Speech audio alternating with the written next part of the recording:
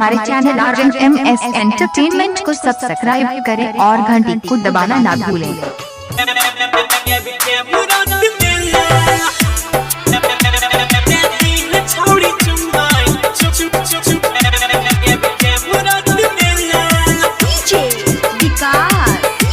DJ Ramshankar राज, DJ Ramshankar राज, DJ गौरव ठाकुर।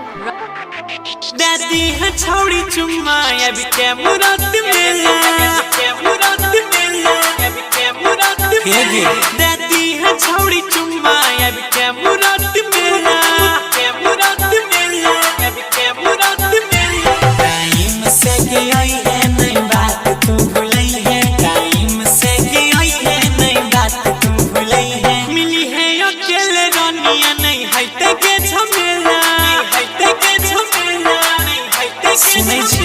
दादी है छोड़ी चुम्मा अभी क्या मुराद मिला, दादी है छोड़ी चुम्मा अभी क्या मुराद मिला।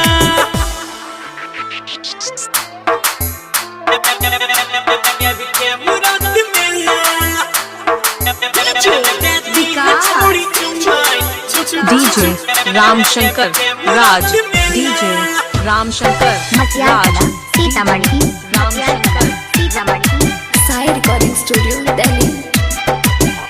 हाँ गरम जिलेबी तोरा मेला में खिलाइबो, नाच सर्कस वाला तोरा देखाइबो, नाच सर्कस वाला तोरा सुनिले नहीं।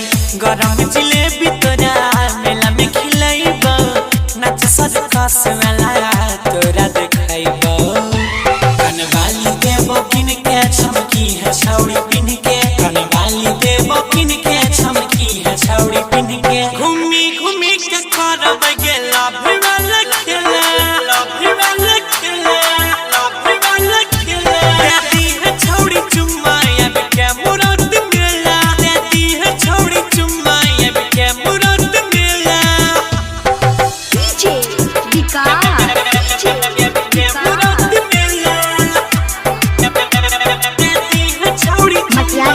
डीजे रामशंकर राज, डीजे रामशंकर राज, डीजे रामशंकर साई रिकॉर्डिंग स्टूडियो दिल्ली। हाँ बड़ी निक लागै छै गे मेला मुरौत के, घूमे जाय छै लोग पुरैनी फूलत के, फूलत के गे सोना। बड़ी निक लागै छै गे मेला मुरौत के, घूमे जाय छै लोग बारून फूलत के। गौरव जय संग में घूमैबो गे उमंग में, ई के असंगी संग में घूमैबो गे उमंग में। राइटर यूनियन से मिलता साझ के बेला, साझ के बेला, साझ के बेला। दादी है छोड़ी चुम्मा अभी क्या मुराद मिला, दादी है छोड़ी चुम्मा अभी क्या मुराद मिला। टाइम से गई है नई बात तू भूली है, टाइम से गई है नई बात तू भूली है। मिली है अकेले रानिया नहीं है ते के झमेला, नहीं है ते के झमेला, नहीं है ते के झमेला। दादी है छोड़ी चुम्मा अभी क्या मुराद मिला, दादी है छोड़ी चुम्मा अभी क्या मुराद मिला। इंतजार कर